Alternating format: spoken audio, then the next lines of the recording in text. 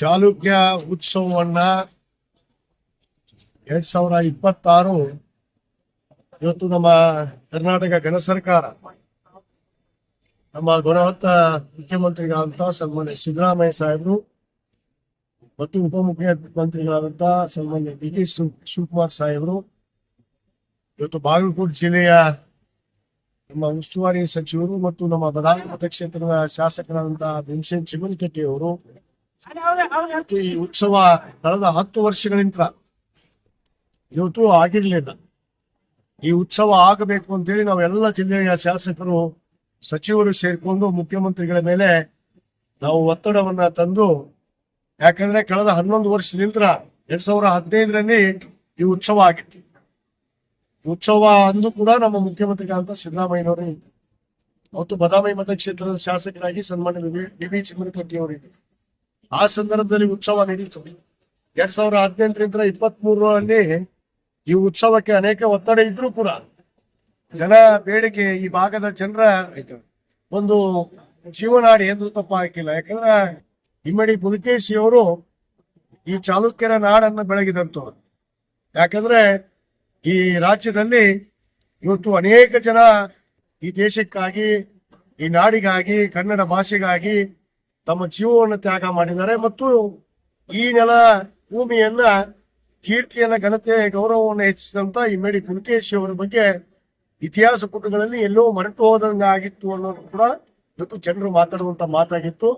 ನಮ್ಮ ಮಾನ್ಯ ಮುಖ್ಯಮಂತ್ರಿಗಳು ಇವತ್ತು ಈ ಉತ್ಸವಕ್ಕೆ ಇವತ್ತು ಬಜೆಟ್ನಲ್ಲೇ ಅನುದಾನವನ್ನ ಘೋಷಣೆ ಮಾಡಿ ಈ ಉತ್ಸವ 2026ಕ್ಕೆ ನಡಿಬೇಕು ಅಂತ ಹೇಳಿ ಇವತ್ತು ಅವರ ಒಂದು ಅಮೃತ ಹಸ್ತದಿಂದ ಈ ಬದಾಮಿಯಲ್ಲಿ ಮೊನ್ನೆ ದಿವಸ ಈ ಕಾರ್ಯಕ್ರಮಕ್ಕೆ ಚಾಲನೆಯನ್ನು ನೀಡಿ ನಮ್ಮ ಇಲಾಖೆಯ ಕನ್ನಡ ಮತ್ತು ಸಂಸ್ಕೃತಿ ಇಲಾಖೆಯ ಸಚಿವರಾದಂತಹ ಶಿವರಾಜ್ ತಂಗಡಿಯವರಾಗಿರ್ಬೋದು, ಮತ್ತು ನಮ್ಮ ಏನು ನಗರಾಭಿವೃದ್ಧಿ ಸಚಿವರಾದಂತಹ ಸುರೇಶ್ ಬೈರತಿ ಅವರಾಗಿರ್ಬೋದು, ಮತ್ತು ಅನೇಕ ಜನ ನಮ್ಮ ಜಿಲ್ಲಾ ಉಸ್ತುವಾರಿ ಆದಿಯಾಗಿ ನಮ್ಮ ಭೀಮಸೇನ್ ಚಿಮ್ಮನಕಟ್ಟಿ ಅವರ ಆದಿಯಾಗಿ ನಾನು ಕೂಡ ಆ ಕಾರ್ಯಕ್ರಮದಲ್ಲಿ ಭಾಗವಹಿಸಿ ಇವತ್ತು ಅತ್ಯಂತ ಅದ್ದೂರಿಯಾಗಿ ಈ ಚಾಲುಕ್ಯ ಉತ್ಸವವನ್ನ ಇವತ್ತು ಮಾಡುವಂಥದ್ದು ಇವತ್ತು ಚಾಲನೆಯನ್ನ ನೀಡಿದ್ದಾರೆ. ಈಗಾಗಲೇ ಮೊನ್ನೆ ಬದಾಮಿ, ನಿನ್ನೆ ಪಟ್ಟದಕಲ್ಲು, ಇವತ್ತು ಐಹೊಳಿ ಸಮಾರಂಭ ಅದು ನನ್ನ ಅಧ್ಯಕ್ಷತೆಯಲ್ಲೇ ಈ ಒಂದು ಕಾರ್ಯಕ್ರಮ ಕೂಡ ಇವತ್ತು ಜರುಗ್ತಾ ಇದೆ. ನಾಡಿನ ಕನ್ನಡ ಅಭಿಮಾನಿಗಳಿಗೆ, ದೇಶಾಭಿಮಾನಿಗಳಿಗೆ ನಾನು ಹೇಳೋದಷ್ಟೇ, ನೀವು ಹೊರ ರಾಜ್ಯರನ್ನ ಇಲ್ಲಿ ಕೊಂಡಾಡುವುದು ಸರಿಯಲ್ಲ. ನಮ್ಮ ರಾಜ್ಯದಲ್ಲೇ ಅನೇಕ ಇವತ್ತು ವೀರ ಧೀರ ಏನು ದಕ್ಷಿಣ ಪಥೇಶ್ವರ ಅನಿಸಿಕೊಂಡಿರುವಂತ ಇಮ್ಮಡಿ ಪುಲಕೇಶ, ಬಹುತೇಕ ಇತಿಹಾಸ ಪುಟಗಳಲ್ಲಿ ಹರ್ಷವರ್ಧನ ಅಂತ ಒಬ್ಬ ಸೈನ್ಯವನ್ನ ಹೊಂದಿರುವಂತ ಒಬ್ಬ ಧೀರ ಸೂರ ಅನ್ನೋ ರಾಜ ಏನು ಉತ್ತರ ಭಾರತದಲ್ಲಿದ್ದು, ಆ ಉತ್ತರ ಭಾರತದವರೆಗೆ ಹೋಗಿ ಅವರನ್ನು ಕೂಡ ಹಿಮ್ಮಡಿಸಿ ಇವತ್ತು ಅಫ್ಘಾನಿಸ್ತಾನದವರೆಗೂ ಇವತ್ತು ಹೋದಂತ ಕೀರ್ತಿ ಇವತ್ತು ಈ ನಾಡಿನಲ್ಲಿ ಯಾರಿಗಾದ್ರೂ ಇದ್ರೆ ಅದು ಇಮ್ಮಡಿ ಪುಲಕೇಶಿ ಅವರಿಗಿದೆ. ಇಮ್ಮಡಿ ಪುಲಕೇಶಿ ಅವರು ಈ ಮೊದಲ ಲೋಕಾಪಡಿಯನ್ನ ಕಂಡಿಡುವಂತವ್ರು, ಈ ದೇಶದ ಲೋಕಾಪಡಿಯನ್ನ